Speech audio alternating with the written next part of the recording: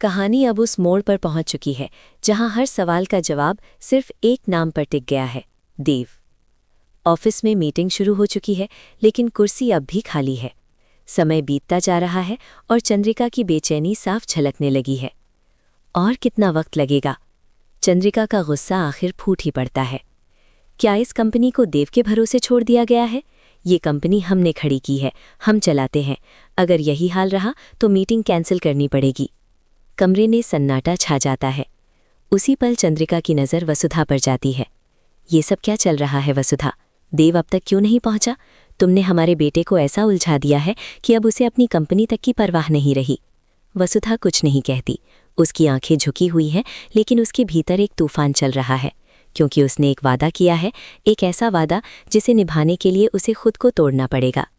कुछ वक्त पहले वसुधा ने चंद्रिका से साफ शब्दों में कहा था, मैं आपकी हर बात मानूंगी, देव को आपके पास वापस लाकर रहूंगी, चाहे मुझे खुद को गलत साबित करना पड़े, चाहे मुझे सबसे बुरा बनना पड़े, लेकिन आपका बेटा आपको वापस मिलेगा। और अब वही वादा उसे अंदर से जला रहा है। आने वाले दिनों में वसुधा का व्यवहार धीरे धीरे बदलने लगता है। वो वही वसुधा नहीं रहती जो हर वक्त देव का साथ देती थी।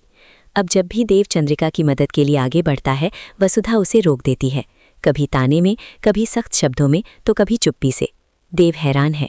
उसे समझ नहीं आ रहा कि वही वसुधा जो कभी उसकी माँ के खिलाफ एक शब्द नहीं बोलती थी, अब अचानक ऐसा व्यवहार क्यों कर रही है। तुम मेरी माँ के खिलाफ ऐसे कैसे बोल सकती हो? देव पूछता है। वसुधा के लिए ये सवाल किसी खंजर से कम नहीं, लेकिन वो सच नहीं बता सकती, क्योंकि अगर सच सामने आ गया तो उसका पूरा प्लान टूट जाएगा। उधर ऑफिस में हालात बिगड़ते जा रहे हैं। देव के बिना मीटिंग आगे नहीं बढ़ पा रही।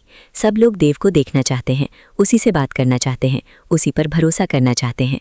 लेकिन कहानी में एक और मोड़ आता है। देव और वसुधा के बीच बहस हो जाती है।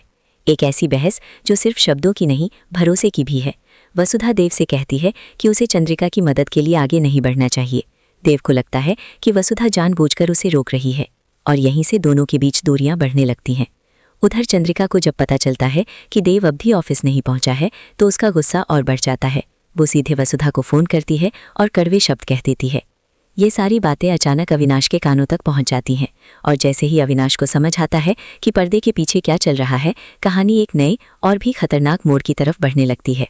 अब सवाल सिर्फ इतना नहीं है कि देव ऑफिस पहुंचेगा या नहीं।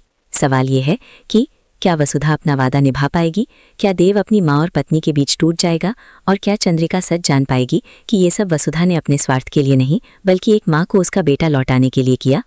आने वाले एपिसोड में हर रिश्ता, हर फैसला और हर भावना परीक्षा से गुजरेगी।